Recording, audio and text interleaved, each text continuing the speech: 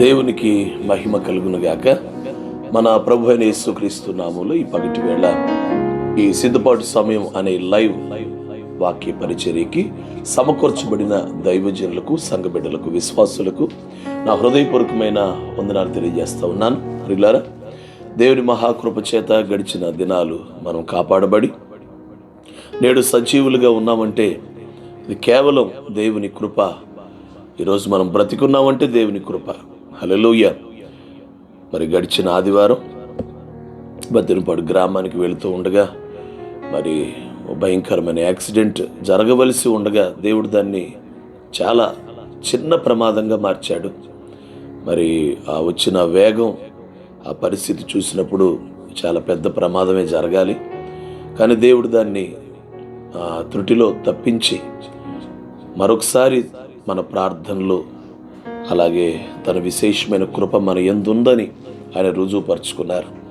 ఈరోజు సజీవులుగా నేను మీ ఎదుట ఉన్నాను అంటే అది దేవుని కృపే.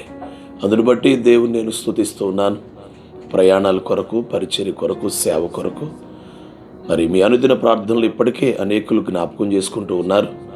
మరొకసారి అందరూ కూడా మరి సేవకుల కొరకు, పరిచర్య కొరకు ప్రార్థించండి. నా ఒక్కడి కోసమే కాదు, మరి సార్వత్రిక సంఘంలో ఉన్న దైవజనులందరి కోసం మనం మొరపెడదాం. సేవకులు కాపాడబడాలి. మరి సేవకులు ఉంటే సంఘం రాకడకు సిద్ధపరచబడగలుగుతుంది. కనుక ఈ విషయాన్ని మీకు నేను మనవి చేస్తూ ఉన్నాను. దేవుని మనం స్తుతిద్దాం. మీరందరూ కళ్ళు మూసుకున్నట్లయితే let us all bow down before God and stretch out our hands unto the Lord. మన హస్తములు దేవుని వైపెత్తి ఈ ఉదయమే, ఈ పగటి కాలమే ఎల్ షదాయి నీకు స్తోత్రం, ఎల్ రోయి నీకు స్తోత్రం, యెహోవా రాఫా నీకు స్తోత్రం, యెహోవా నిస్సి, యెహోవా జాయిరే, యెహోవా సిదికేన్, యెహోవా మెకదేశం, ఏల్ ఎలియోన్, ఏల్ గిబ్బోర్, యావే శాబోత్, యెహోవా షమ్మా, ఏల్ ఓలా, మేల్ కన్నా ధోనాయి నీకు స్తోత్రాలు, స్తోత్రాలు.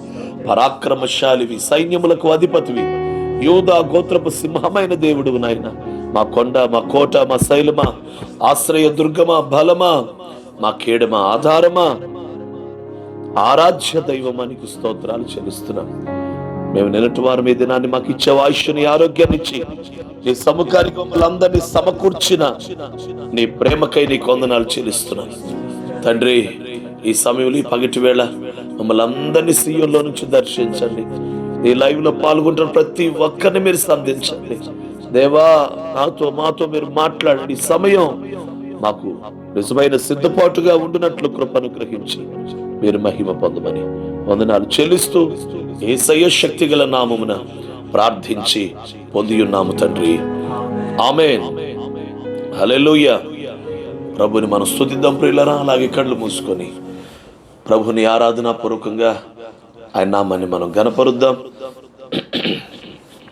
ఆయన మహోన్నతుడు, మహాగణుడు, పరిశుద్ధుడు, సర్వోన్నతుడు, సర్వోన్నతుడు, సర్వోన్నతుడు. ఏ అపాయము నా గుడారము సమీపించనీయక, నా మార్గములన్నిటిలో నీవే నాశ్రయమైనందునా, నా మార్గములన్నిటిలో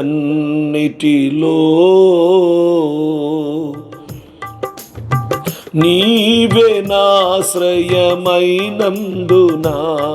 కృపామయుడా నీలో నా కృపామయుడా, నీలో నా నివసింపచేసి నందునా, ఇదిగో నా స్తుతుల సింహాసనం, నీలో నివసింపచేసి నందునా, ఇదిగో నా స్తుతుల సింహాసనం. కృపామయుడా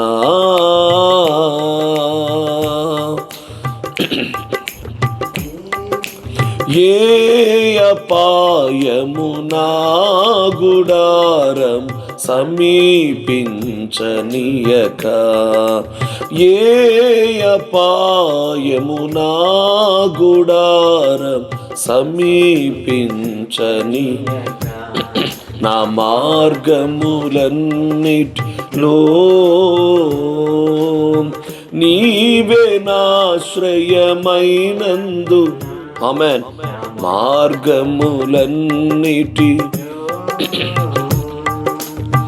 నీవే నాశ్రయమైనందున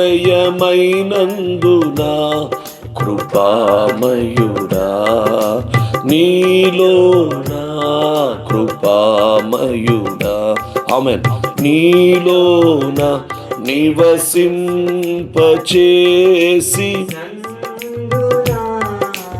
ఆమేన్. ఇదిగో నా స్తుతుల సింహాసనం, నీలో నివసింపచేసి, ఇదిగో నా స్తుతుల సింహాసనం, కృపామయుడా.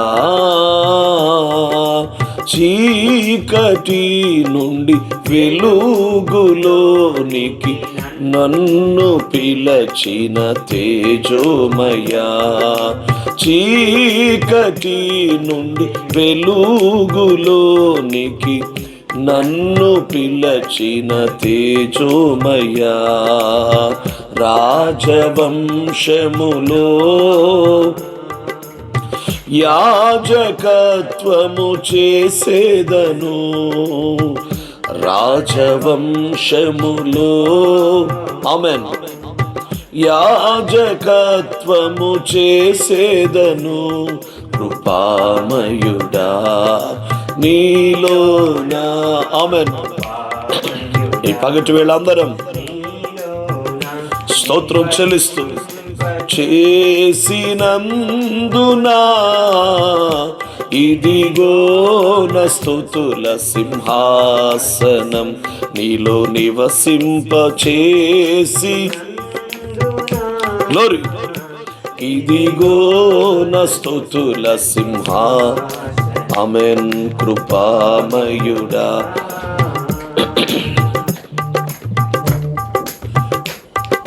నీలో నిలచి ఆత్మఫలము ఫలించుట కొరకు, నీలో నిలచి ఆత్మఫలము ఫలించుట కొరకు, నా పైన నిండుగా ఆత్మవర్షము కృమ్మారించు, నా పైన నిండుగా ఆత్మవర్షము కృమ్మారించు, కృపామయుడా నీలో నా కృపామయుడా, నీలో నా నివసింప నందునా, ఇదిగో నా స్తుతుల సింహాసనం, నీలో నివసింప నందునా, ఇదిగో నా స్తుతుల సింహాసనం, కృపామయుడా. ఏ యోగ్యత లేని నాకు కిరీటం, అందరూ కలిసి, ఏ యోగ్యత, జీవ కిరీటమిచ్చుటకు నీ కృప నన్ను వీడక, ఆమేన్, శాశ్వత కృపగా మారెను, నీ కృప నన్ను వీడక, శాశ్వత కృపగా మారెను, కృపామయుడా నీలో నా కృపా నివసింపచేసిన, ఇదిగో నా స్తుతుల సింహాసనం, నీలో నివసింపచేసి, ఇదిగో నా స్తుతుల సింహాసనం, కృపామయుడా, ఇదిగో నా స్తుతుల సింహాసనం, ఆత్మఫలములు ఫలించుట నీలో నిలచి, ఆత్మఫలములు ఆమేన్ నాపైన నిండుగా ఆత్మవర్షము కృమ్మారించు, నాపైన నిండుగా ఆత్మవర్షము కృమ్మారించు, నీ కృప నన్ను వీడక శాశ్వత కృపగా మారెను, నీ కృప నన్ను వీడక శాశ్వత కృప. కృపామయుడా, నీలోన కృపామయుడా, నీలోన నివసింపచేసినందునా, ఇదిగో నా స్తుతుల సింహాసనం, ఇదిగో నా స్తుతుల సింహాసనం, ఇదిగో నా స్తుతుల సింహాసనం. కృపామయుడా, మనమన్న చోట రెండు చేతులు పైకెత్తి దేవుని బిడ్డలారా, ప్రభువా నాతో మాట్లాడు, నన్ను సంధించు. ఈ పగటి వేళ సమయం మాకు దేవునికరంగా మార్చండి. ఏదైనా ఒక విలువైన సందేశం, నీ హృదయంలో ఉన్న మాట, నీ అంతరంగంలో ఉన్న మాట మాకు అందించండి. పరిశుద్ధాత్మ సహాయం కొరకు పరిశుద్ధాత్ముడు మనకి గ్రహింపు చేయనట్లుగా ఈ పగటి వేళ మనందరం కూడా దేవుని పిల్లలారా మనం అప్పగించుకుందాం ప్రభుకి. ఓ హల్లెలూయా. ఈ వారంలో జరగబోతున్న ఈ 3 లైవ్ కార్యక్రమాలు మన జీవితాలకు ఆశీర్వాదకరంగా ఉంచబడినట్లుగా హల్లెలూయా హల్లెలూయా. సర్వశక్తిగల తండ్రి, ఈ పగటి వేళ నాయన శక్తి చేత కాదు, బలం చేత కాదు, నీ ఆత్మ ద్వారా ఈ కార్యం జరగాలని, నీ ఆత్మ ద్వారానే ఈ కార్యం నెరవేర్చబడాలని ప్రభువా మేము పూనుకొని చూడగా నాతో మీరు మాట్లాడండి. నీ బలిపీఠం వద్ద నిప్పు కణాలతో నా పెదవులను కాల్చండి. నా మాటలు కాదు, నీ మాటలు ఇవ్వండి. వినగల చెవి, చూడగల కన్ను, గ్రహించగల మనస్సు ప్రతి బిడికి దయచేయండి. వాక్యమునకు వాక్య కార్యమునకు ఆటంకంగా ఉన్న ప్రతి చీకటి యేసుక్రీస్తు నామములో బంధించబడును గాక. నీ వాక్యమే పైకెత్తబడును గాక, నీ వాక్యమే గణపరచబడును గాక. ఒక్కొక్కరి కుటుంబాల్లో నెమ్మది, శాంతి, సమాధానం, ఆరోగ్యాలు, విడుదల, ఆశీర్వాదం, రక్షణ కార్యాలు మీరు జరిగించి మీరు మహిమ పొందమని పరిశుద్ధాత్ముడా మీరు మాకు సహాయం చేసి నడిపించమని యేసయ్య శక్తి గల నామమున ఈ స్తుతి ఆరాధన ప్రార్థన సమర్పించి పొందియున్నాము తండ్రి. ఆమేన్ ఆమేన్ ఆమేన్. హల్లెలూయా హల్లెలూయా. ప్రియులారా, అందరం దేవుని సన్నిధిలో కూర్చుందాం. ఎక్కడ వారు అక్కడ ప్రభు సన్నిధిలో కూర్చొని మీ కుటుంబ సభ్యులను కూడా మరి వారు కూడా పాల్గొన్నట్లుగా ప్రోత్సహించి దేవుని సముఖంలో అందరూ కూర్చోవాలని మనం చేస్తూ ఉన్నాను. మనం దేవుని వాక్యాన్ని ధ్యానం చేద్దాం. రూతు గ్రంథం మనం ప్రతి దినం లేక ప్రతి మంగళ గురు శనివారాలు ధ్యానిస్తున్నటువంటి పవిత్రురాలైన కన్యక అను ఈ అంశములో దేవుని బిడ్డలారా రూతు గ్రంథాన్ని మనం ధ్యానానికి చేపట్టాం. విధవరాలయ్యుండి పెండ్లి కుమార్తెగా మార్చబడిందని, విధవరాలయ్యుండి మరి వధువు సంఘమునకు సాదృశ్యంగా నేడు మనకు అనేక పాఠాలు నేర్పించుటకు మరి కారణమైనటువంటి మరి రూతు జీవితాన్ని మనం ధ్యానం చేయటం మనకు ఆశీర్వాదం. గతంలో మనం ధ్యానించిన అంశాలన్నిటినీ పదే పదే తలపోసుకోండి. ఈ రోజున ప్రభు మనతో మాట్లాడే మాటను చదువుదాం. రూతు గ్రంథం 3వ అధ్యాయం. రూతు గ్రంథం 3వ అధ్యాయం 3వ వచనాన్ని, రూతు గ్రంథం 3వ అధ్యాయం 3వ వాక్యాన్ని దేవుని సన్నిధిలో చదువుకుందాం. నీవు స్నానము చేసి తైలము రాచుకొని నీ బట్టలు కట్టుకొని ఆ కళ్ళమునకు వెళ్ళుము.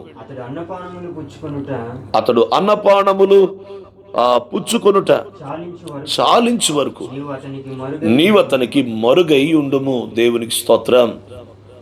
దేవుని బిడ్డలారా, మరొకసారి దైవజనులకు, సంఘ బిడ్డలకు, విశ్వాసులకు నా హృదయపూర్వకమైన వందనాలు తెలియజేస్తూ ఈ మాటల్ని మనందరం ధ్యానం చేద్దాం. దేవుని ఆత్మ మనకు సహాయం చేయునుగాక. ప్రియులారా, నీ విశ్రాంతిని గురించి నేను విచారింపవలసిన దాన్ని కదా. నీ విశ్రాంతిని గురించి నేనే కదా పట్టించుకోవలసింది. నేను కాకపోతే ఎవరు విచారిస్తారు నీ విశ్రాంతిని గురించని? మరి రూతు యొక్క విశ్రాంతి అంటే అక్కడ రూతుకి ఒక జీవితం కావాలి కదా, ఒక జీవితం అనుగ్రహించబడాలి కదా.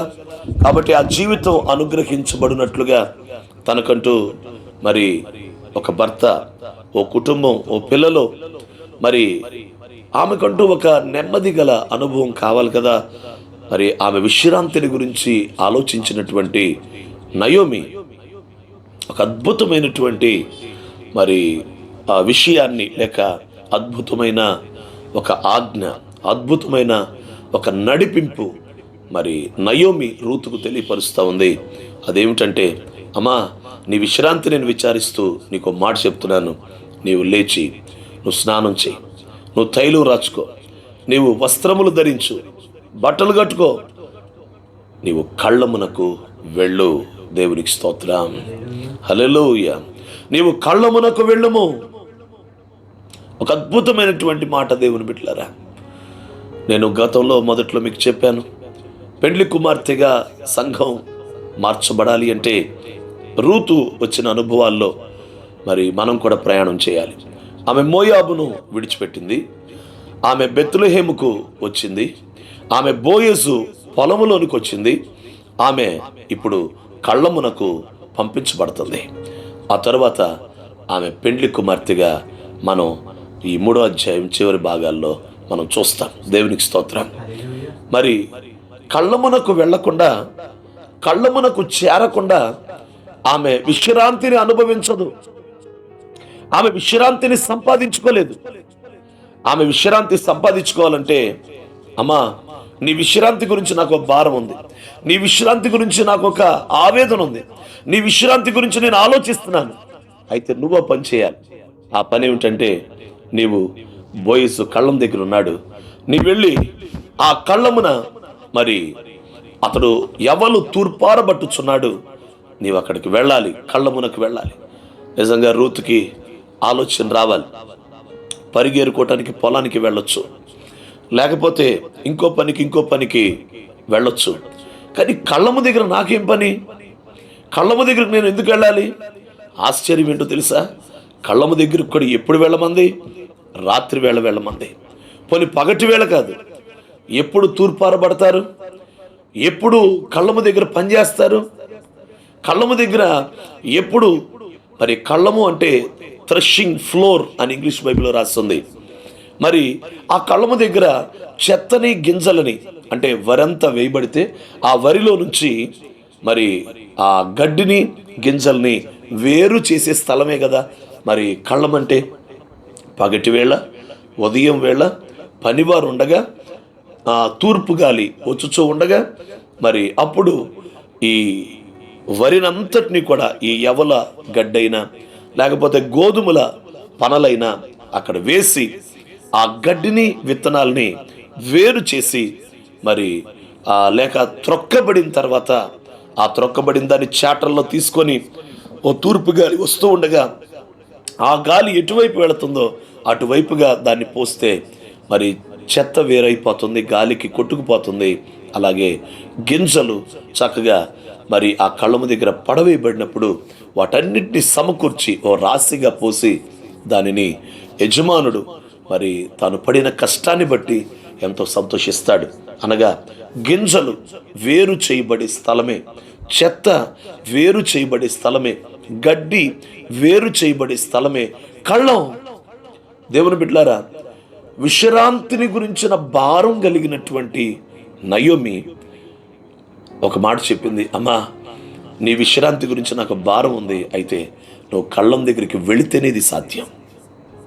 నువ్వు కళ్ళం దగ్గరికి వెళ్ళకుండా ఇది సాధ్యం కాదు. నువ్వు కళ్ళము అనుభవానికి వస్తేనే ఇది సాధ్యం.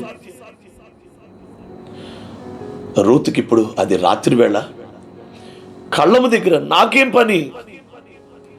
కళ్ళము దగ్గర నాకేం పని లేదు కదా, అందులో ఈ రాత్రి వేళ నేను ఆడపిల్లని, అందులో నేను విధవరాలని. పోనీ అక్కడ ఉన్నది ఎవరు? బోయేసు. గబుక్కున నేను రాత్రి వెళ్ళాను అనుకో, ఏమనుకుంటాడో, తన ఆలోచన ఎలాగుంటుందో. అందులో బోయేసు ఎలాంటి మనసు కలిగిన వాడు, బోయేసు ఎలాంటి హృదయం కలిగిన వాడు, బోయేసు హృదయం, బోయేసు మనస్సు.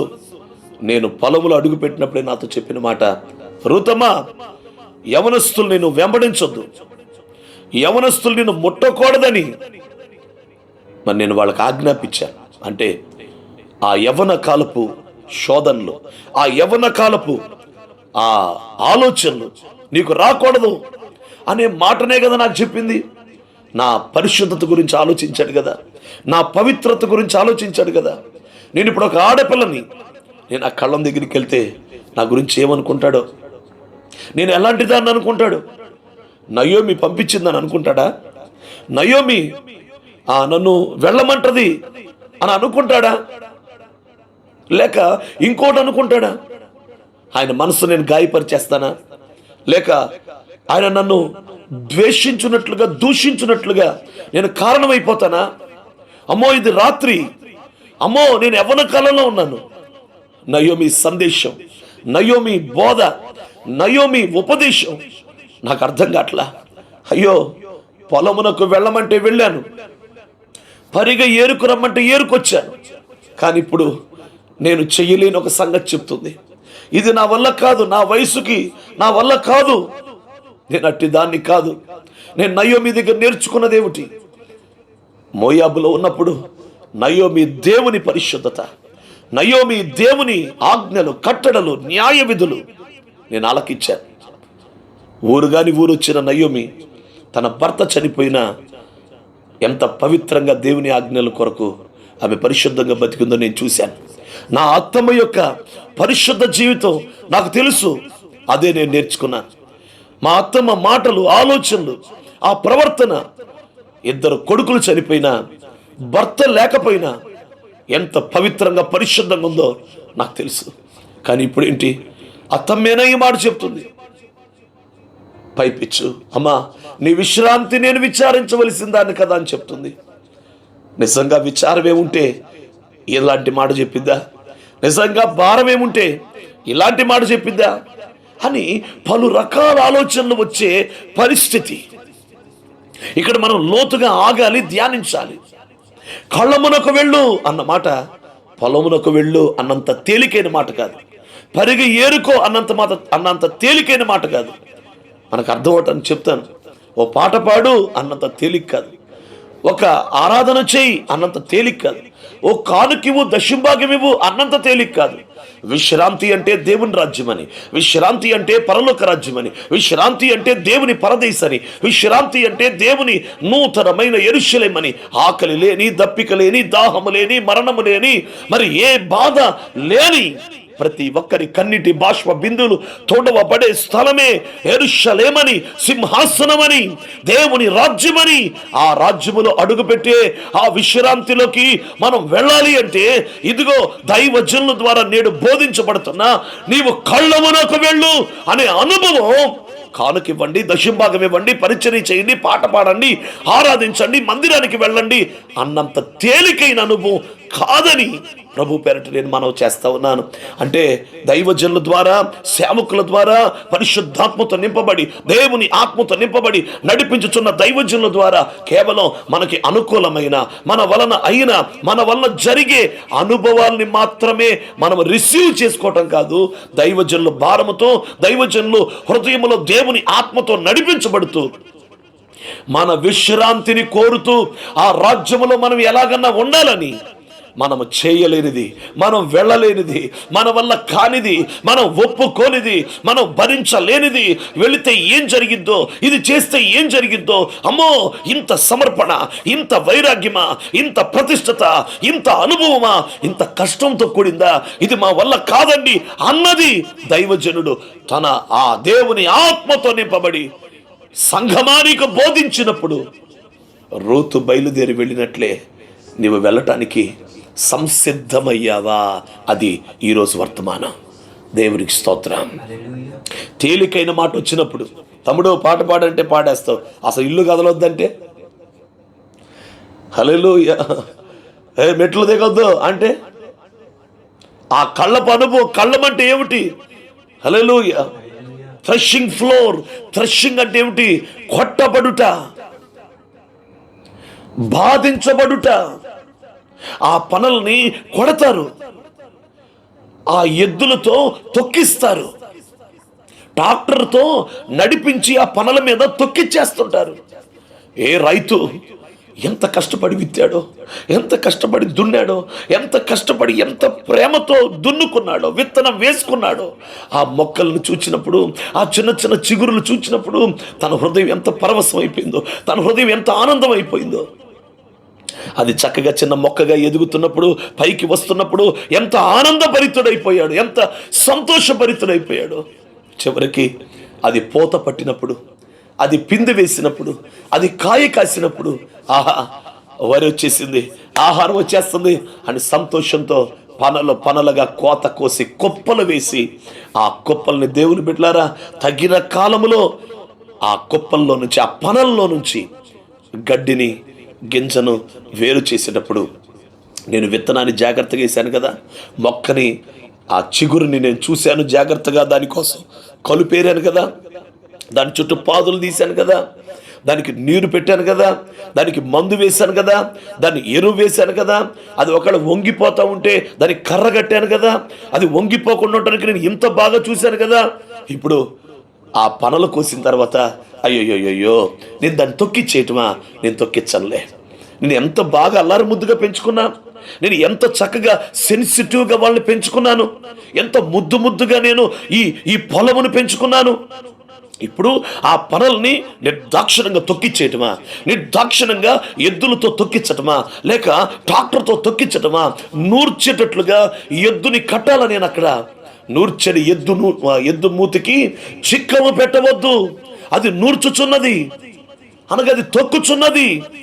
ప్రియులారా, దైవజనుడు, సేవకుడు పరిశుద్ధాత్మతో నింపబడి ఎంత ప్రేమగా, ఎంత దర్శనముతో, ఎంత విశ్వాసంతో, ఎంత భారముతో, ఎంత కన్నీళ్లతో, ఎంత సాధువుగా, ఎంత ప్రేమగా నీతో మాట్లాడుతున్నాడో, అంత కఠినంగా, అంత స్ట్రిక్ట్గా నీతో వ్యవహరించకపోతే, నీకు చెప్పవలసింది చెప్పకపోతే, నీకు సమాచారం అందించవలసింది అందించకపోతే, నిన్ను నడిపించవలసిన అనుభవాల్లోకి నిన్ను నడిపించకపోతే, నీలో నుంచి వేరు చేయబడవలసిన వేస్ట్ మెటీరియల్ వేరవదు.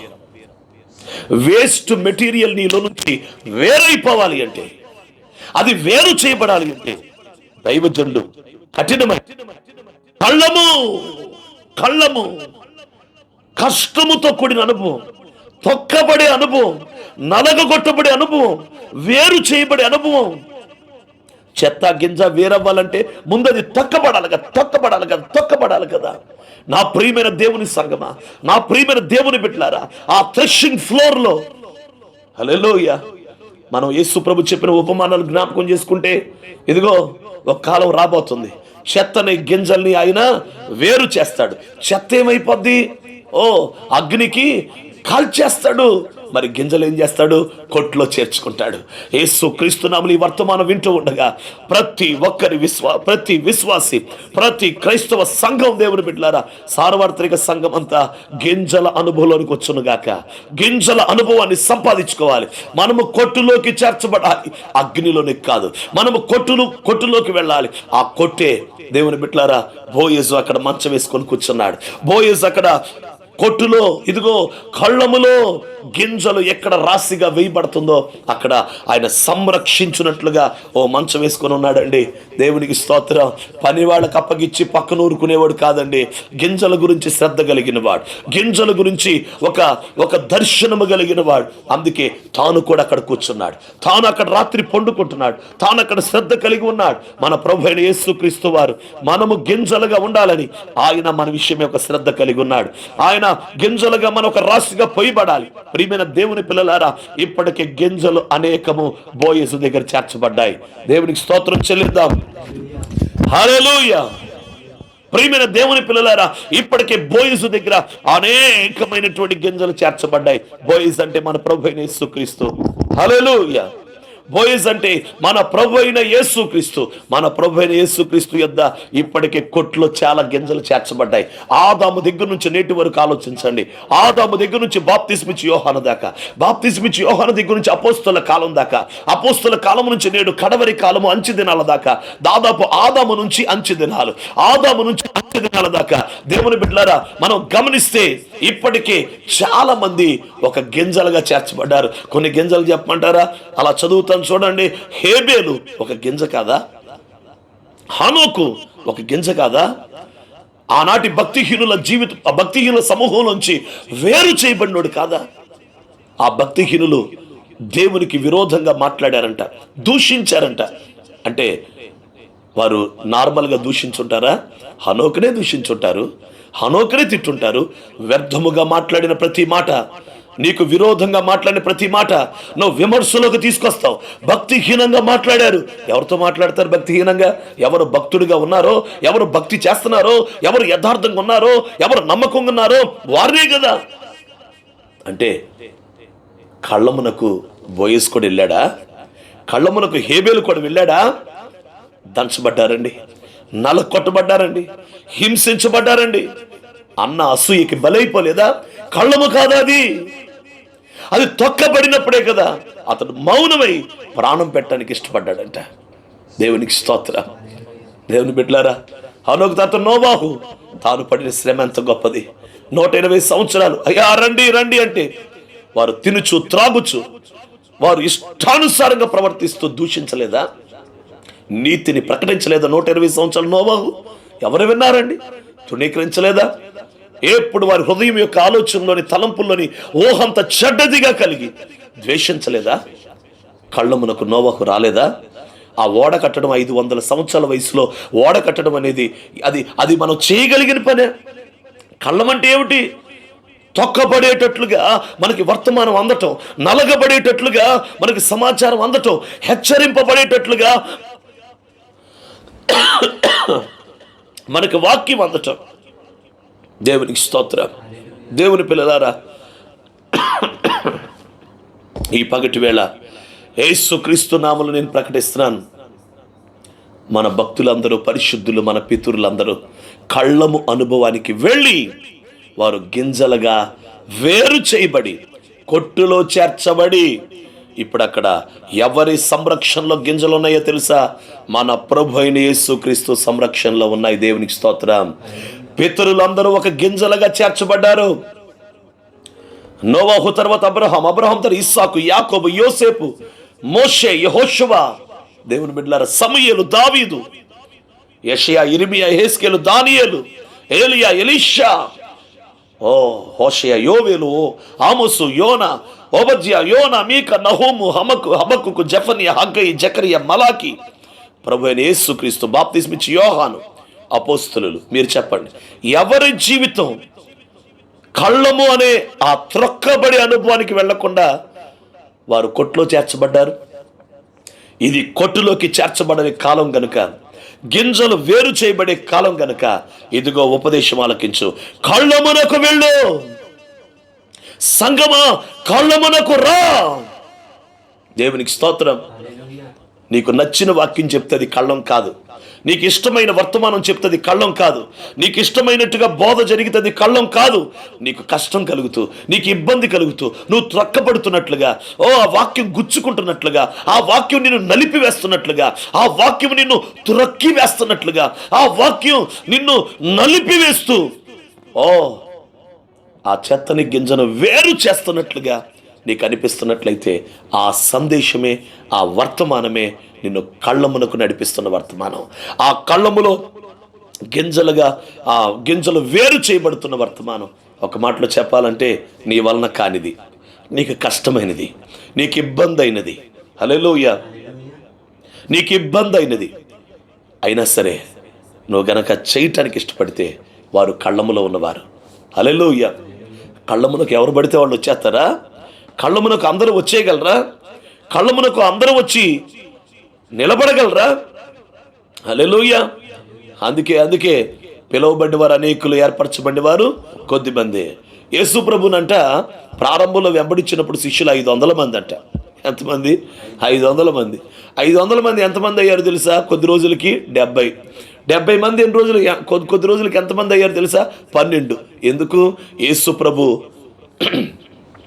వెంబడిస్తున్నప్పుడు రొట్టెలు ఇచ్చాడు, ఆహారం పెట్టాడు, బోధ చేశాడు, సూచక్రియలు చేశాడు, మహత్కార్యాలు చేశాడు, అద్భుతాలు చేశాడు, చనిపోయిన వారిని లేపాడు.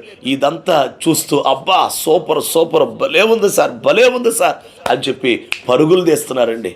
యేసుని వెంబడిస్తున్నారు, దోణిలు ఎక్కుతున్నారు, సముద్రాలు దాటేస్తున్నారు, నదులు దాటేస్తున్నారు, దూర ప్రాంతాలు వెళ్ళిపోతున్నారు. యేసు ప్రభు అంటే ఇల్లులు వదిలిపెట్టారు, పిల్లలను వదిలిపెట్టారు, ఇంటిళ్ళ పాది వచ్చినోళ్ళు, భార్యలు వదిలిపెట్టినోళ్ళు, పిల్లలను వదిలిపెట్టినోళ్ళు, భర్తలు వదిలిపెట్టినోళ్ళు, కుటుంబాన్ని వదిలిపెట్టి యేసు చాలు, ప్రభువు చాలు అని పరుగులు తీశారు. అయితే యేసయ్య ఎప్పుడైతే కళ్ళము అనే వారు వెళ్ళలేనిది, వారు చేయలేనిది, వారి వలన కానిది, వారికి ఇబ్బంది కలిగేది.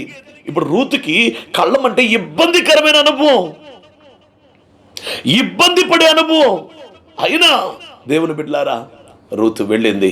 ఇదిగో ఇబ్బంది కలిగే అనుభవం యేసయ్య బోధించగానే ఏం జరిగిందో తెలుసా? 500 మంది ఎంతమంది అయ్యారు నానా?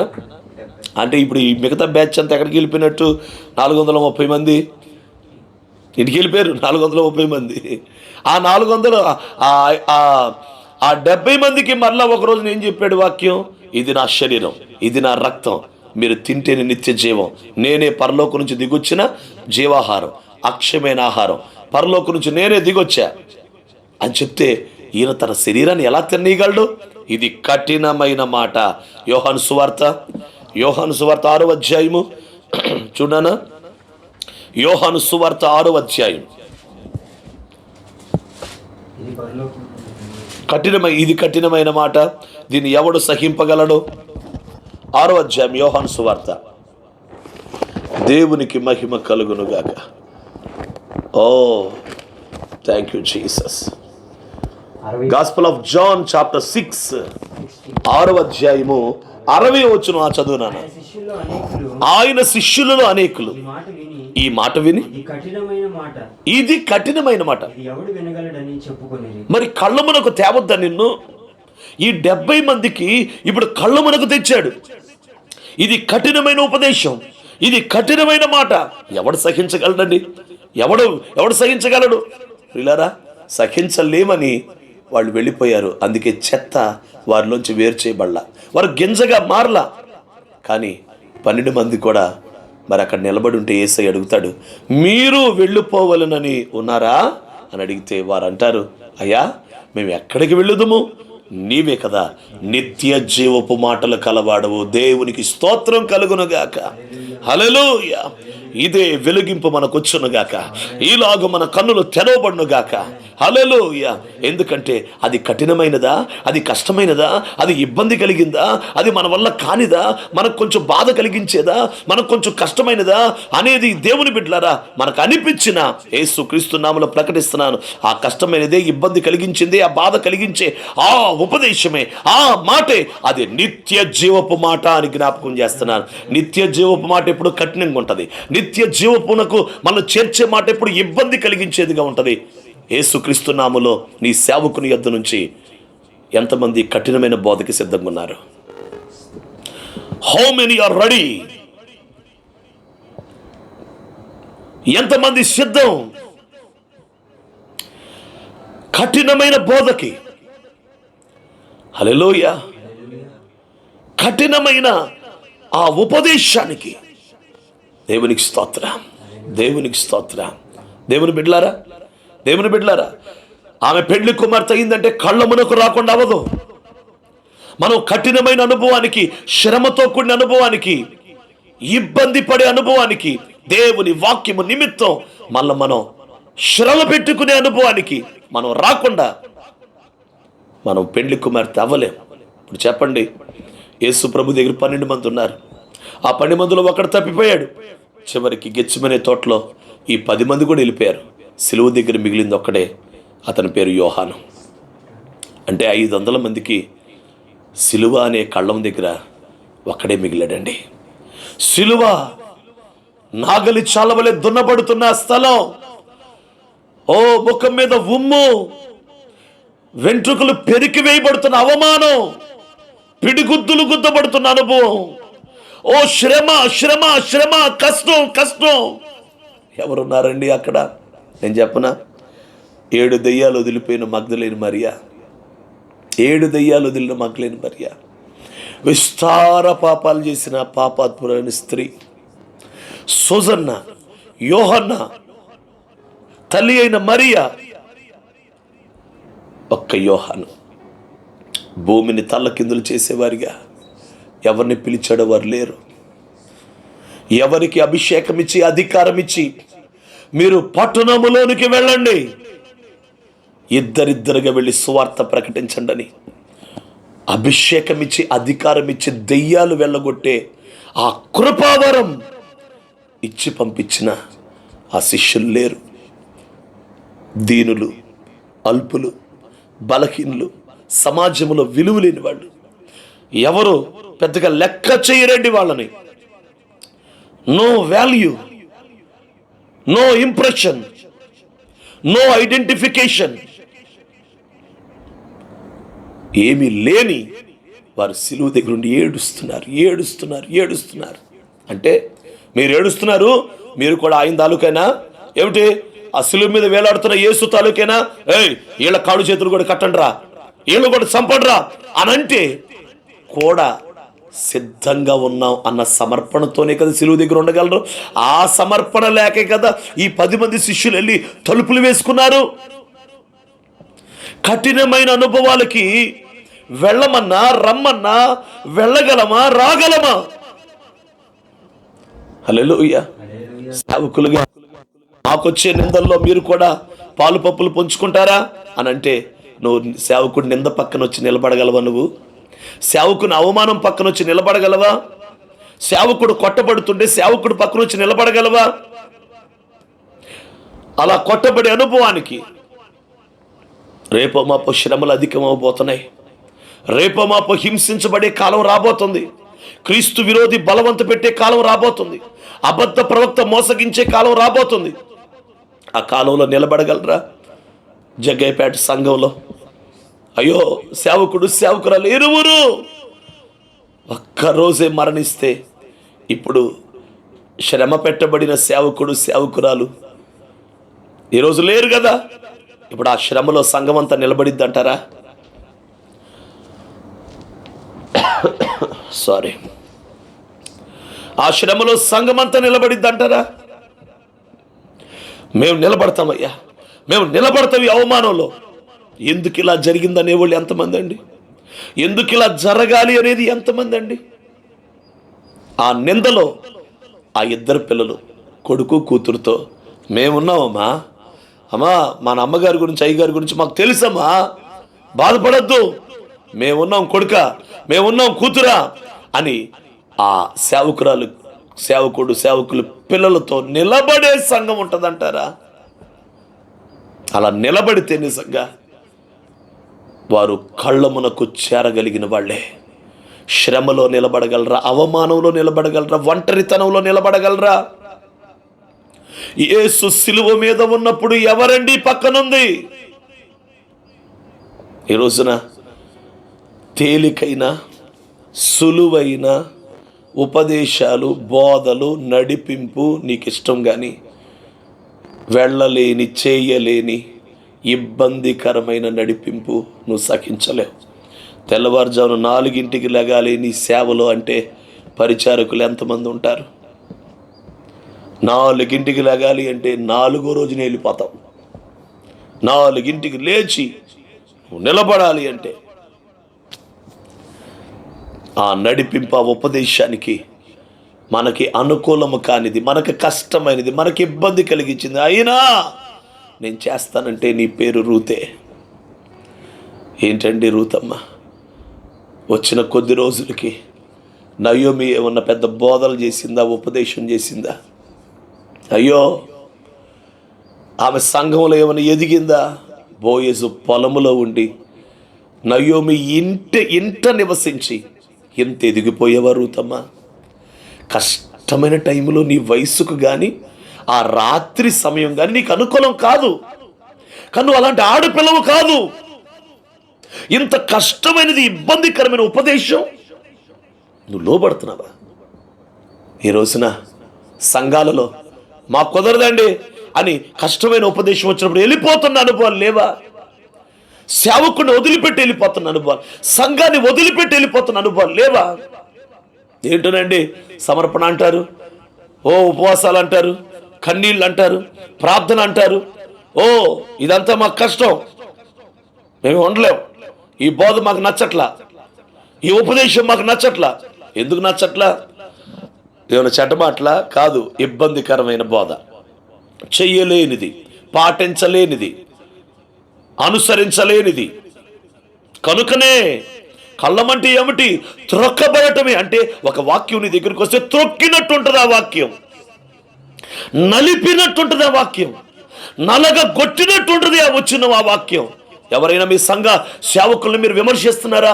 ఓ విశ్వాసి, ఇప్పుడే తెలుసుకో, నిన్ను దేవుడు కళ్ళమునకు తీసుకెళ్ళడానికి ఇష్టపడి నీ సేవకుల నుంచి ఇబ్బందికరమైన ఉపదేశం నీకు అందిస్తున్నాడు. నువ్వు కాదనకుండా ఆ శ్రమకి వెళ్ళు, ఆ ఇబ్బందికి అప్పగించుకో, ఆ కఠినత్వానికి అప్పగించుకో. మోషేతో దేవుడు ఏం చెప్తున్నాడు? నువ్వు ఫరో దగ్గరికి వెళ్ళాలి, ఇశ్రాయేలు దగ్గరికి వెళ్ళాలి. నేను వెళ్ళలేను ప్రభువా, అమ్మో ఆ శ్రమకి నేను వెళ్ళలేను, నువ్వు వెళ్ళాలి, నువ్వు వెళ్ళాలి.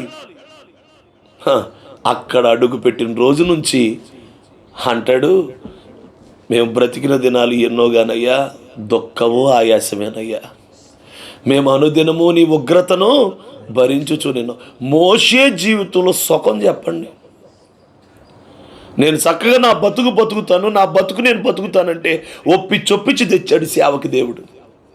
వచ్చి ప్రత్యక్షమై మరీ తీసుకొని వచ్చాడు. సుఖం ఎక్కడుందండి మోషేకి? ఆ ప్రభు దగ్గర కూర్చున్నంతసేపు వీళ్ళ కోసం ప్రార్థన చేయటమేగా, వాళ్ళ కోసం ఆలోచనేగా, కింద ఉన్న వాళ్ళ కోసం. అయ్యో, ఈరోజు దేవుడు నీతో మాట్లాడుతున్నాడు. ఎలీషా తన పని తాను చేసుకుంటూ పొట్టకుట్టి కోసం బతుకుతుంటే దుప్పటి వేసి తీసుకొచ్చాడండి. ఎక్కడికి? నివాసము లేని ఒక కొండ మీదకి. ఇల్లు, వాకిలి, తల్లి, తండ్రి, మంచం, తిండి, కంచం అన్నీ ఉంటే అవన్నీ వదిలిపెట్టి ఇప్పుడు కర్మేలు కొండ మీద ఒక గుహలో దిండు ఉండదు, కింద పడుకోవటానికి చెట్లు కింద, ఆ గుహల్లో రాతి మీద పడుకోవటం, ఆ రాయి మీద పడుకోవటమే. ఏమనుకొని ఉండాలి? ఇదేంటి, నేను అక్కడ బతికేవాడిని, రాళ్ళేంటి, రప్పలేంటి, కొండలేంటి, ఈ ఎంగిలి చేతుల మీద నేను నీళ్లు పోయటం ఏంటి, అన్నం తినే చేయి చాపుతాడు ఎట్టా, ఇక నేను గబుక్కుని చూసుకొని నీళ్లు పోయాలి, ఏంటి బతుకు నాకు, నేను వెళ్ళిపోతా, నేను ప్రవక్తగా, నా ప్రవక్త లేదు, ఏం లేదు, సేవ లేదు, ఏం లేదు, నేను వెళ్ళిపోతా. ఎలీషా కళ్ళము అనుభవానికి ఇష్టపడ్డాడు, త్రొక్కబడే అనుభవానికి, శ్రమతో కూడిన అనుభవానికి ఇష్టపడ్డాడు. అందుకే దేవుని పిల్లలారా, హల్లెలూయా, అద్భుతమైనటువంటి ఒక దైవజనుడిగా ఏ యోర్దానుని ఏలియా చీల్చేశాడో, ఆ ఒక్క క్షణములో అలా వెళ్ళాడంతే. ఆ మరుక్షణమే అదే అభిషేకంతో ఎలీషా కూడా యోర్దాన్ని చీల్చేశాడు. దేవునికి స్తోత్రం. మళ్ళీ బాగా ప్రార్థన చేసుకొని, మళ్ళీ బాగా కన్నీళ్ళు విడిచి కాదు, ఎలీషా వెళ్ళటం, ఏలియా వెళ్ళటం, ఎలీషా, అదే అభిషేకం, అదే శక్తి, అదే పరిచర్య, అదే బలం. అసలు ఇంకెక్కడ కూడా కొంచెం తగ్గల. ఆ పిల్లోడు కొంచెం ఎదుగుతాడులేండి ఎలీషా, కొంచెం ఏలియా అనుభవానికి లా టైం పట్టింది కదా, అబ్బే అసలు అలా వెళ్ళటం, the same anointing, the same power, the same ministry, అసలు సేమ్ మినిస్ట్రీ అండి. యోర్దాన్ని చీల్చారు కరెక్ట్గా. నేను అడుగుతున్నాను, అలాంటి ఒక శక్తివంతమైనటువంటి ఒక పరిచర్య నువ్వు చేయాలి అంటే కళ్ళమునకు వస్తావా? ఇప్పుడే ఎదుగుతున్నావో ప్రియా దైవజనుడా, ప్రియ పరిచారకుడా, ప్రియ సేవకుడా, హల్లెలూయా. ఇప్పటికి మీకు అర్థమైపోవాలి, రూతమ్మ చేయలేనిది, రూతమ్మ ఒప్పుకోలేనిది, రూతమ్మ వలన కానిది. ఆ సమయం ఏమిటి, ఆ స్థలం ఏమిటి, అక్కడ ఎవరున్నారు, ఈమెవరు, ఈమె వయసు ఏంటి, ఆ టైం ఏమిటి, వెళ్ళటమా ఎలా కుదిరిద్దండి? దేవునికి స్తోత్రం, హల్లెలూయా. ఇప్పుడు ఈమె నయోమి కోసం, ఆమె చెప్పిన మాట కోసం, నా విశ్రాంతి గురించే చెప్పింది. నాకేదో విశ్రాంతి వచ్చిద్దంట, కానీ ఇప్పుడు చెప్తున్న విధానం చూస్తే నాకు ఇబ్బందికరంగా కష్టంగా ఉంది, అయినా విశ్రాంతి అంటుంది. కాబట్టి నేను ఆమె బోధకు లోబడాలి, ఆమె ఉపదేశానికి లోబడాలి, కఠినమైనదైనా లోబడాలి అని లొంగిపోయింది. బయలుదేరి వెళ్ళటానికి సిద్ధమైపోయింది. దేవుని బిడ్డలారా, వెళ్ళేటప్పుడు ఏం చెప్తుందో తెలుసా? నువ్వు స్నానం చేసి తైలం రాసుకొని నువ్వు బట్టలు కట్టుకొని నువ్వు వెళ్ళాలి. దేవునికి స్తోత్రం. హల్లెలూయా. ఈ మాటలు గమనించండి దేవుని బిడ్డలారా. కొంచెం ఒక 5 నిమిషాలు జాగ్రత్తగా ఆలకించండి. ఆ 3వ వచనంలో చాప్టర్ 3 and verse 3, 3వ అధ్యాయం 3వ వచనంలో, నీవు స్నానము చేసి తైలము రాచుకొని నీ బట్టలు కట్టుకొని, చాలు, స్నానము చేయి, తైలము రాచుకో, బట్టలు కట్టుకో. దేవుని బిడ్డలారా, ఆ కళ్ళమునకు వెళ్ళాలి అంటే ఎవరు వెళ్ళగలరు? అంటే కళ్ళము అనుభవానికి అక్కడ నిలబడాలంటే, బోయజు అంగీకరించాలంటే, బోయజు సమ్మతించాలంటే, ఆ కళ్ళము దగ్గర నిలబడాలంటే, ప్రియులారా, ఆమె ఖచ్చితంగా స్నానం చేయాల్సిందే, ఆమె తైలం రాసుకోవాల్సిందే, ఆమె బట్టలు కట్టుకోవాల్సిందే. అంటే ఎప్పుడూ ఉండే స్నానం కాదు, ఇది ప్రత్యేక స్నానం. ఎప్పుడూ రాసుకునే తైలం కాదు, ఇది ప్రత్యేకమైన తైలం. ఇది ఎప్పుడూ ధరించే బట్టలు కాదు, ఓ ప్రత్యేకమైన బట్టలు. ఎందుకు? ఈమె పొలానికి వెళ్ళేది కాదు, ఇది ఇప్పుడు పొలమునకు చేరేది కాదు, ఇది ఇప్పుడు కళ్ళమునకు వెళ్ళేది. పొలంకి వెళ్ళే బట్టలు వేరు, పొలమునకు వెళ్ళేటప్పుడు చేసే స్నానం వేరు, పొలమునకు వెళ్ళేటప్పుడు రాసుకునే తైలం వేరు. ఇశ్రాయేలులు తైలమునకు ప్రాధాన్యత ఇస్తారు, స్నానానికి ప్రాధాన్యత ఇస్తారు, వస్త్రమునకు ప్రాధాన్యత ఇస్తారు. పొలమునకు వెళ్ళేది కాదండి, ఇప్పుడు ఇది కళ్ళమునకు వెళ్ళే స్నానం. హల్లెలూయా. పొలానికంటే సంఘానికి వచ్చేటప్పుడు చేసే స్నానం ఏంటి? బాప్తిస్మం. అది వేరు. ఆ స్నానం, ఆ అనుభవాలు వేరు. అవన్నీ మూలపాఠాలు, అవన్నీ కూడా ఫండమెంటల్స్ ఫర్ క్రిస్టియానిటీ. అయితే ఇప్పుడు కళ్ళము అంటే ఇక లాస్ట్కి వచ్చింది కథ, ఇక చివరికి వచ్చాం. ప్రభు రాకడ సమీపిస్తుంది, ప్రభు రేపమాపు వచ్చేపోతున్నాడు, ఆయన వచ్చే గడియ సమీపం అయిపోయింది, ఆయన దగ్గరలో ఉన్నాడు. కాబట్టి కళ్ళమునకు మనం వచ్చేసేయాలి. ఆ కళ్ళమునకు వస్తేనే రేపు కొట్లోకి చేర్చబడతాం. మనం కళ్ళమునకు రాకుండా కొట్లోకి చేర్చబడలేం, గింజగా వెళ్ళలేం. ప్రియులారా, మరి కళ్ళమునకు రావాలి అంటే ఇప్పుడు ప్రత్యేకమైన స్నానం కావాలి. రాకడికి ముందు అంచె దినములలో, ఈ చివరి దినముల్లో ఇప్పుడు ఒక ప్రత్యేక స్నానం, ఈ ప్రత్యేక తైలం, ప్రత్యేక బట్టలు ఇప్పుడు కట్టబడాలి. దేవునికి స్తోత్రం. ఒక్క మాట మీతో పంచుకుంటారు ప్రభు చిత్తమైతే. తర్వాత వారాల్లో మనం ధ్యానం చేద్దాం. నువ్వు స్నానం చేయాలంట. దేవునికి స్తోత్రం. అంటే ఏంటో తెలుసా దేవుని బిడ్డలారా? మొదటి స్నానం పొలానికి వెళ్ళేటప్పుడు చేసే స్నానం, అది బాప్తిస్మం. కానీ ఇప్పుడు కళ్ళమునకు వెళ్ళేటప్పుడు చేసే స్నానం, ఇది అనుదిన శుద్ధీకరణ. చెప్పండి అందరూ కూడా, చెప్పండి చక్కగా. హల్లెలూయా. దానియేలు గ్రంథం 10వ అధ్యాయం, దానియేలు గ్రంథం 12వ అధ్యాయం 10వ వచనంలో రాయబడినటువంటి మాట. దానియేలు గ్రంథం 12వ అధ్యాయం 10వ వచనంలో, దానియేలు గ్రంథం 12వ అధ్యాయం 10వ వచనం, book of Daniel chapter 12 and verse 10, అనేకులు తమ్మును శుద్ధిపరుచుకొని ప్రకాశమానులు నిర్మలులు ఆగుదురు, దుష్టులు దుష్ట కార్యములు చేయుదురు గనుక ఏ దుష్టుడు.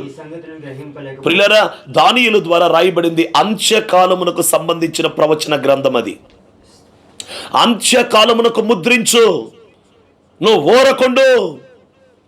హల్లెలూయా. ఆ ముద్రలు విప్పే పరిచయం ఒకరికి ఇస్తాను, వాళ్ళు వచ్చి మీకు బోధిస్తారు. దానియేలు నువ్వు ముద్రించు అని చెప్పి అక్కడ అంటాడు. ఆ కాలంలోనంట, అంత్యకాలంలో అనేకులు శుద్ధిపరుచుకొనుచు ప్రకాశమానులు నిర్మలులు అవుతూ ఉంటారంట. అంటే శుద్ధీకరించుకుంటూ ఉంటారు. దేవునికి స్తోత్రం. అనగా దేవుని పిల్లలారా, అంత్యకాలములో కళ్ళమునకు వెళ్ళు ముందు నువ్వు స్నానం చేసి వెళ్ళాలి. ఒక మాటలో చెప్పాలంటే, నీ శుద్ధీకరణ ఎంత ఎక్కువగా ఉంటుందో కళ్ళము దగ్గర అంత ఎక్కువగా నువ్వు సహించగలవు. శుద్ధీకరణ సరిగ్గా లేకుండా కళ్ళము దగ్గర నిలవలేరు. బాగుగా కడగబడిన వాడే నిలబడతాడు, సరిగా కడగబడిన వాడే నిలబడతాడు, సరిగా శుద్ధీకరించుకునే అనుభవం కలిగిన వాడు నిలబడతాడు, పవిత్రపరుచుకునే అనుభవం కలిగిన వాడు నిలబడతాడు. శుద్ధీకరణ అనుభవంలో ఒక శ్రేష్టమైనటువంటి మనస్సు లేకపోతే, శుద్ధీకరణ విషయమై ఒక దర్శనం లేకపోతే, ఆ ప్యూరిఫికేషన్, ఆ క్లెన్సింగ్ అవర్ సెల్స్, ఇదిగో అలా కడగబడే అనుభవాన్ని గురించి, స్కాంటిఫైయింగ్ అవర్ సెల్స్, మనల్ని మనం శుద్ధీకరించుకొని ప్యూరిఫై చేసుకునే అనుభవంలో ఒక ఉన్నత స్థాయిలో ఆ అలవాటు వాడుక లేకపోతే కళ్ళము దగ్గర నిలవలేరు, కళ్ళము దగ్గరికి వెళ్ళలేరు. ఈ రోజున ఎందుకు కష్టమైన వాక్యం నీకు కష్టమవుతుంది, కఠినమైన వాక్యం నీకు ఎందుకు కఠినమవుతుంది, నీకు అనుకూలము కాలేదు ఎందుకు, నీ వల్ల కావట్లేదు, ఈ వాక్యం మేము వినలేవు, మా వల్ల కాదని ఎందుకు అంటున్నావు? నీ శుద్ధీకరణ సరిగ్గా లేదేమో, నువ్వు సరిగా కడగబడితే. అందుకే యేసయ్య అన్న మాట, ఒక మాట చెప్తాను ప్రియులారా, ఆ మాట ఏంటో తెలుసా? యేసయ్య పలికిన మాట, దేవునికి స్తోత్రం కలుగును గాక. యేసయ్య పలికిన మాట ఏంటో తెలుసా?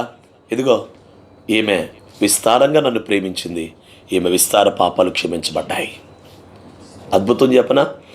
విస్తారంగా ప్రేమించింది కనుక విస్తార పాపాలు క్షమించబడ్డాయి. విస్తారమైన పాపాలు క్షమించబడ్డాయి, పరిశుద్ధపరచబడ్డాయి, కడగబడ్డాయి, శుద్ధీకరించబడ్డాయి గనుక ఆమె విస్తారమైన శ్రమైనా సరే యేసుతోనే సమాధి దాకా వెళ్ళగలిగింది. సమాధి దాకా, పునరుద్ధానం దాకా వెళ్ళగలిగింది, మేడగది దాకా వెళ్ళగలిగింది, అభిషేకం కూడా పొందుకుంది. ఎందుకు? విస్తారంగా ప్రేమిస్తుంది. విస్తారమైన శుద్ధీకరణ, విస్తారమైన శుద్ధీకరణ, విస్తారంగా యేసుని వెంబడించగలిగింది. శ్రమలు, యేసుతో ఉండడం అంటే ఏంటంటే కత్తి మీద సాము కాదా? యేసుతో నడవటం అంటే ఏంటి? మాటలా? ఉపచారం చేస్తా, ఆస్తి మొత్తం అమ్మేసుకొని వచ్చి, ఇల్లు వాకిళ్ళన్నీ వదిలేసుకొని వచ్చి, ఇక నిస్సహాయురాలు, దీనురాలు అయిపోయి మొత్తం ఆస్తి అంతా చేతులు పెట్టేసి దిక్కంతా యేసయ్యే, పొమ్మంటే పోవాలి, వండమంటే వండాలి. అది ఎలాంటి స్థితి అండి? అయినా సరే ఎంత నమ్మకంగా కొనసాగింది. 12 మంది అపోస్తులకు లేనంత భక్తి ఆమెకు వచ్చింది.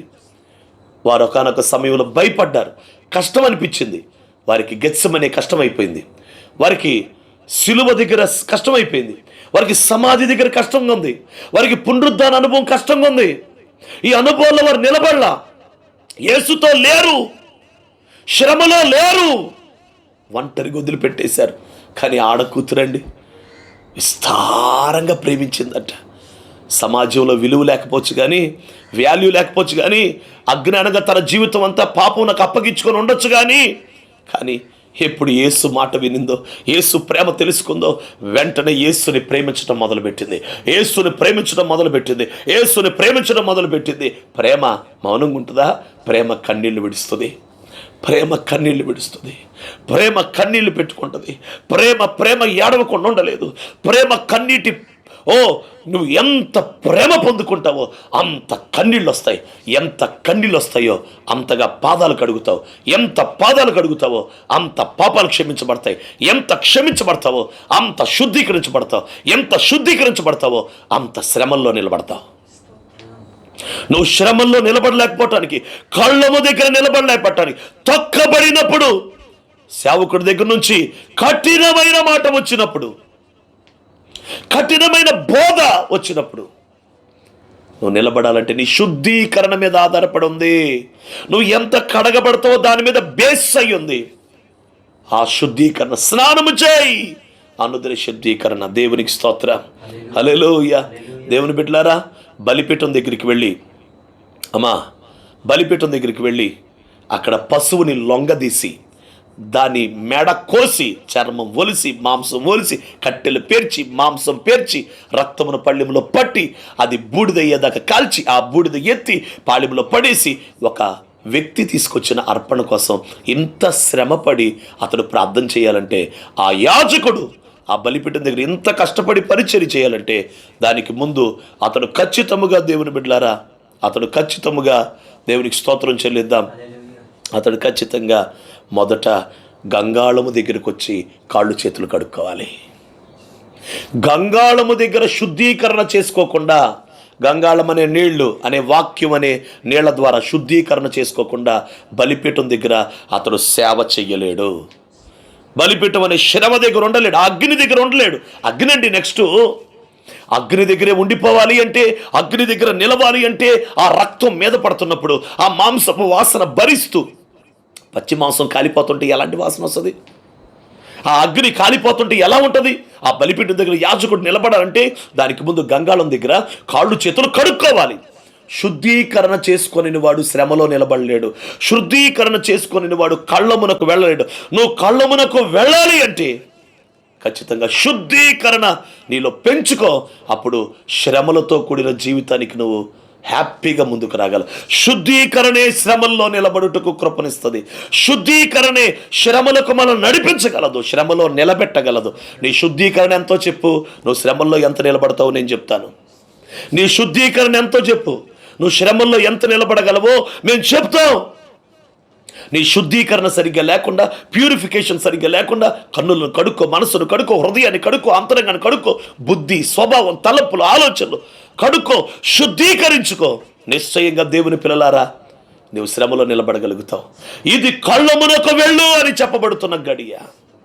ఇది కళ్ళమునకు రావలసిన కాలం. కళ్ళమునకు వస్తేనే విశ్రాంతి, కళ్ళమునకు వస్తేనే పెండ్లి కూతురు, కళ్ళమునకు వస్తేనే వధువు సంఘం. మోకరించండి, మీరున్న స్థలాల్లో కళ్ళు మూసుకోండి. హల్లెలూయా, హల్లెలూయా. మహాపరిశుద్ధుడా, ప్రేమ కలిగిన మా తండ్రి, మహోన్నతుడమైన ప్రభు, ఈ మాటలు ఆలకించిన ప్రతి ఒక్కరిని సీయోనులోంచి ఆశీర్వదించండి. ఒక అద్భుతమైన కార్యం చేయండి దేవ. ప్రతి ఒక్కరూ కూడా వారు చేయలేనిది, వారు వినలేనిది, వారు వెళ్ళలేనిది, వారు పాటించలేనిది, వారు అనుసరించలేనిదే కళ్ళము అనుభవాన్ని నేడు కఠినమైన శ్రమలతో కూడిన అనుభవానికి సంఘం సిద్ధమైపోవాలి. రాబోతున్న కాలంలో క్రీస్తు కొరకు ఎంత శ్రమైనా, క్రీస్తు కొరకు ఎంత తొక్కబడటమైనా, క్రీస్తు కొరకు ఎంత నలగొట్టబట్టమైనా దేవా ఇష్టపడు. ఆ కళ్ళమునకు ఆ చెత్త గింజలు వేరు చేయబడు. ఆ అనుభవానికి నీ బిడ్డలు వెళ్ళునట్లుగా తండ్రి స్నానము చేసే అనుభవాన్ని ఇవ్వండి. శుద్ధీకరణ నేర్పించండి. అనుదినము శుద్ధీకరించుకునే కృపనివ్వని, గంగాళము దగ్గరికి నిత్యము వచ్చే కృపనివ్వని, విస్తారంగా నిన్ను ప్రేమించి విస్తారమైన పాపాలు క్షమించి మీ కృప పొందటానికి పాదములు కడిగి వేసేంత విస్తార కన్నీళ్లు దేవా. ఆ పాదాలను ఎంత కడిగిందో యేసయ్య ఆమెనంత కడిగాడు నాయన. ప్రభువా, మేము నీ పాదాలు ఎంత కడుగుతామో నువ్వు మమ్మల్ని అంతగా కడుగుతావు.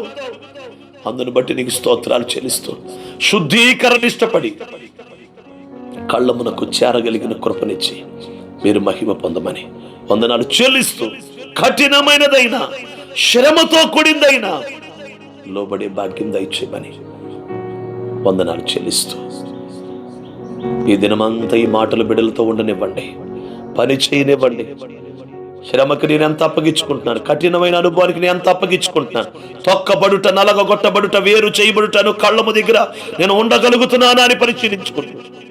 శుద్ధీకరణకు అప్పగించుకునే కృప దయచేయమని వందనాలు చెల్లిస్తూ మాటలు ఫలింపచేయమని యేసయ్య శక్తిగల నామమున ప్రార్థించి పొంది ఉన్నాము తండ్రి, ఆమేన్. పరమ తండ్రి దేవుని ప్రేమ, ప్రభువైన యేసయ్య కృప, పరిశుద్ధాత్మని అన్యోన్య సహవాసం ఇప్పుడు ఎల్లప్పుడు సదాకాలం రాకడ వరకు శుద్ధీకరణకు అప్పగించుకొని శ్రమలలో నిలబడి కళ్ళములకు చేరి గింజగా మారి కొట్టులో చేర్చబడు కృప నిశ్చయముగా మనందరము పొందుదుముగాక. అట్టి కృపణకు దేవుడు మమ్మల్ని నడిపించునుగాక.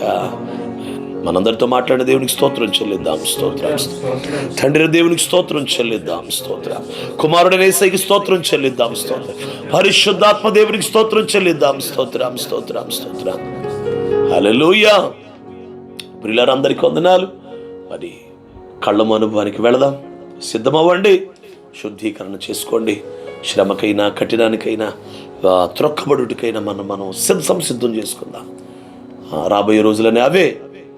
కళ్ళమునకు చేరగలిగిన వారి విశ్రాంతిలోకి, కొట్లోకి చేరగలుగుతారు.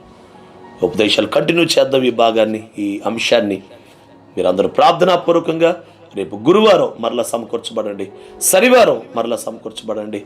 9 గంటలకల్లా మీరు సమకూర్చబడాలని ప్రభు పేరిట మనవి చేస్తూ ఉన్నాను. అందరికీ వందనాలు. సెలవు తీసుకుందాం. దేవుని ఆత్మ మనందరితో ఉండునుగాక. ఆమేన్, ఆమేన్, ఆమేన్.